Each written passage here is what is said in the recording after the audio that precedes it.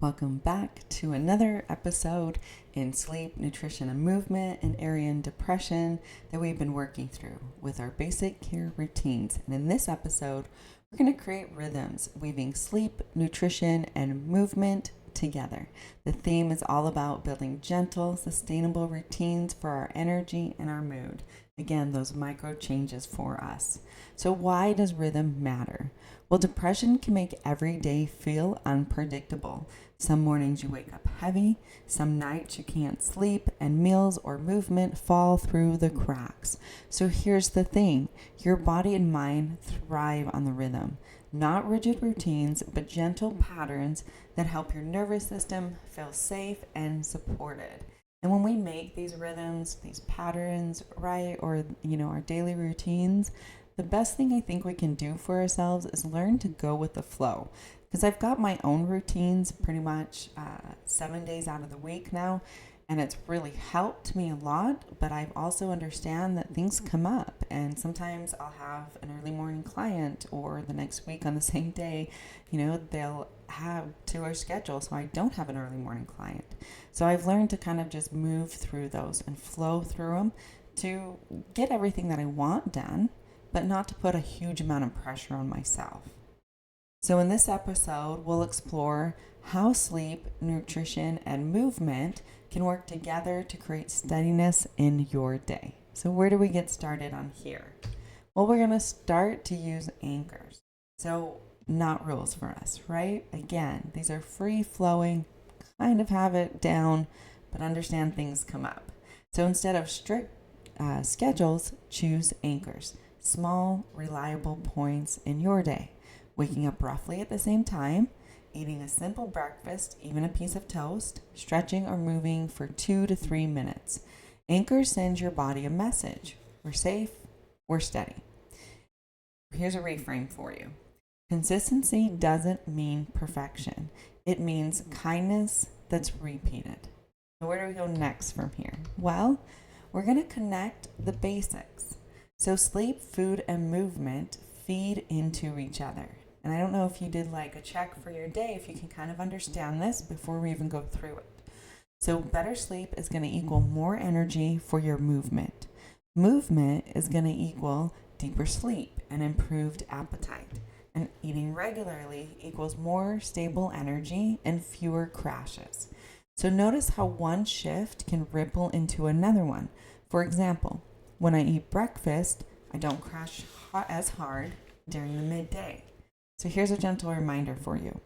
I don't have to fix everything at once. Just one shift helps the whole system.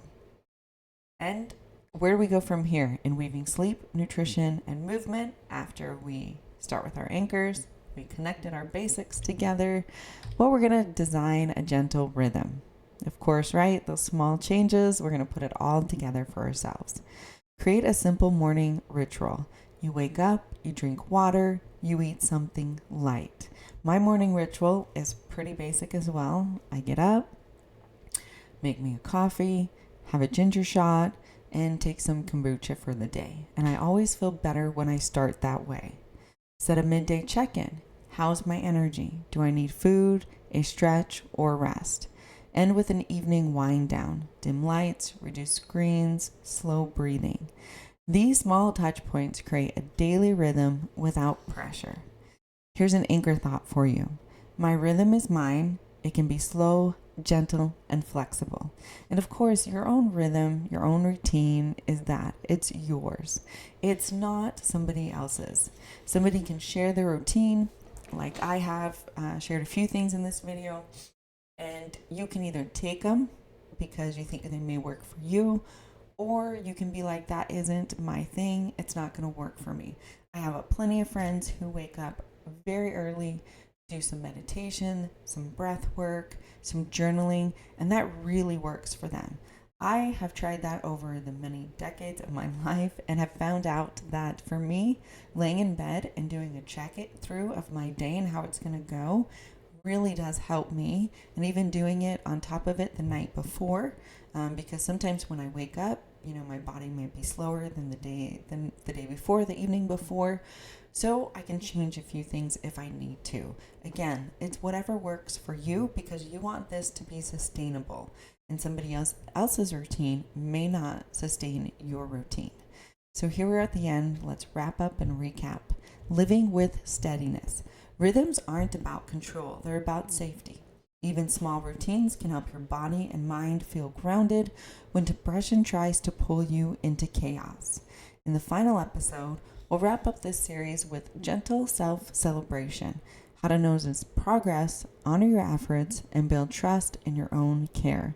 So here we are at the comment section. It's your chance to comment on anything about this video with weaving sleep, nutrition, and movement.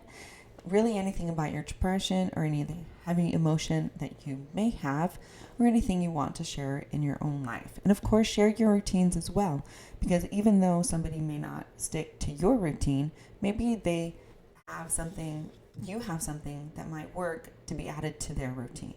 And it's always great to help other people. And if you're having a hard time with a comment, here's a question for you. What is one anchor or routine that you have started to do or that works for you? Remember, you don't need a perfect routine. You just need rhythms that remind your body and mind that they are cared for. So if this resonated with you today, take a breath before you go. Let what you heard settle in. You're not alone on this journey, and you do not have to do this all alone. And if you feel like it, like this video so more people can find it. Subscribe, of course, for new content every day, every week. And remember, here we take tiny steps, we do real talk, and we do honest healing. And if you made it this far, then you get to hear about the journals and the children's book I created. They really to go hand in hand with these videos. Of course, I have more that are coming out, but the ones I do have are on anxiety, self-love, discovery, and discipline, and a beach-themed journal as well. And then a children's book where your children can discover what bravery, courage, and spark is all about. And then there's worksheets at the end where they get to delve into their own inside, right? They reflect and understand where their own bravery is, where their own spark, and where their own courage is as well. And like I said, there'll be more to come. But for now, I thank you for taking the time to listen to this video and hope you have a nice day.